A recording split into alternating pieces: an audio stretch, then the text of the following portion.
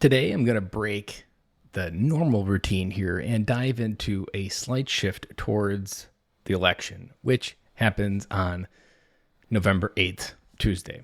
So, I've never talked about politics on here, and I'm going to intently still not talk about politics on here.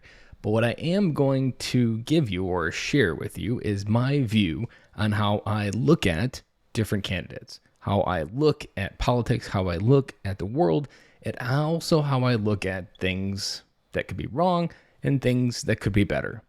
Now, if you've been listening to this year, you know that one of the key things that I look for, or what I'm always kind of dissecting in different concepts, is responsibility. That one word, responsibility, could easily describe the crisis that we're in today. On a global level, a United States level, there is a crisis in responsibility. A crisis in responsibility for making your own decisions. A crisis in being responsible for understanding how to control the variables in your life that produce success. How do you create something that is from you that makes your life better? There is a crisis in waiting for someone to come to your rescue to save you, aka the government. It is not the government's job to bail us out. It is not the government's job to accept responsibility for our bad decisions. And it is this crisis of responsibility that leads us where we are today. Now, I'm still going to go through this entire episode and never tell you how to vote.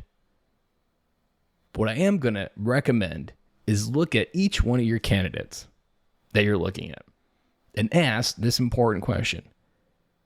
Does this candidate call on people to have more responsibility for how their life turns out? Or do they try to play the parent and say, I know what's best for you? One of the founding principles that I truly believe at the core of what makes America America is this ability that you can come here and do what you want. It is that still core thing that this place is an ecosystem for you to come here with a dream, a goal, and live it out. But it's that confusion that also leads to the mess that we're in. Because sometimes in larger cities, there is more social engineering in the context of the city might denote or try to socially engineer different constructs to make life better. But then there's also this fine line between going too far and removing or taking away the power of someone having the free will to go make their life better. A long time ago, maybe like 5 years ago, I went to New York City. First time I'd ever been there. And I had to go, I was there for work, and I went to the projects over in the Bronx. And I'll never forget this experience. Because you're in the Bronx, you're in the projects, and you're just looking it around. And it's like, we're very reminiscent of just like the movies would portray it. And I'm thinking to myself, any one of these people that are living here, all they have to do is get in a car and drive 3 or 4 hours. Leave the island, leave Manhattan. And they're in a different spot. They're in suburbia. They're in the Midwestern lifestyle. They're in a place where they can get a good paying job, have a nice house, have a community, have good schools. Just get in a car 3 hours. But in the context of that, that's not how people think. There's people on Manhattan that have never left the island. There's people down over here in Chicago that have never left the world of concrete. That they only can see what they can see. Because that's how they've been raised to think.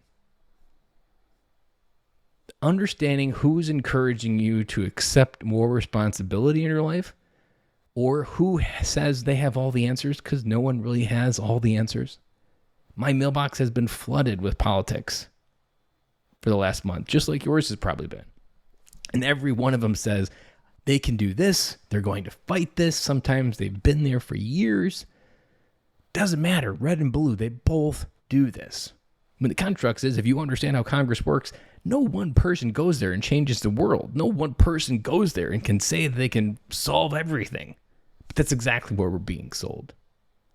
And so the question that I go back to is who in your electorate that you're voting for on Tuesday has called upon you to accept more responsibility for your life.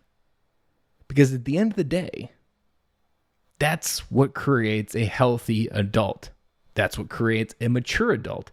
An adult that's capable of accepting responsibility for their own happiness, their own destiny, their own future, their own choices, living with the consequences of the choices that they do make. That is what maturity is.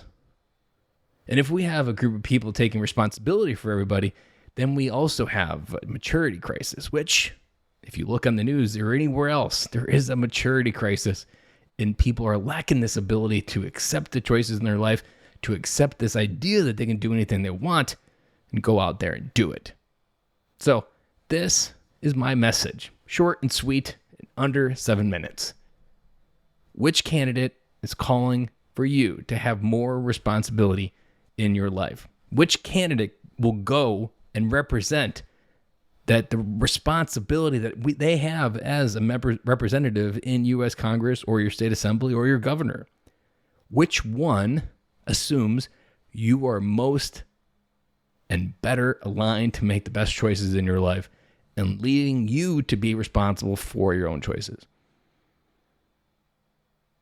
The idea of responsibility to me is one of the fundamental lenses that I look through a lot of things in life. My life, others' life, clients that I coach with. Finding out where the responsibility is intertwined, where does it need to be untwined.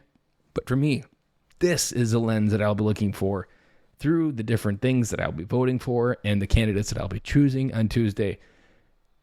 And remember, your responsibility to yourself is your most highest power of change.